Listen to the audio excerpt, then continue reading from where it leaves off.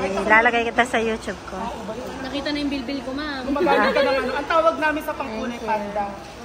Pandaraya.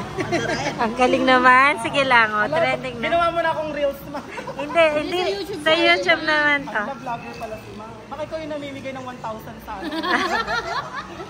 Di ba pag nag-YouTube ka, para marami kang views, mamimigay ka ng 1,000. Para maraming views yan, ma'am. Ano lang. Yan, pag Kunyari magabot ka, ma'am. 1,000 na sample pala. Diba, ma'am? Hindi ka na masyado nakikilig. Hindi na. Kanina talagang ano. Talaga, ma'am. Kaka-relax mo. O, bili na daw kayo, guys. Hinahanap pa ako. At least nakapag-exercise ka na. Saan ang anak mo dyan? Yan, ang tatlo.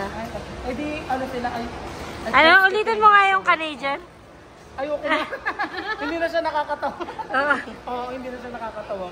Mas nakakatawa kanina, no? Wala, hindi mo na. Kanina sana, ma'am. Oo, wala eh. Opo, para ma-experience mo, ma'am, yung pang-reflect.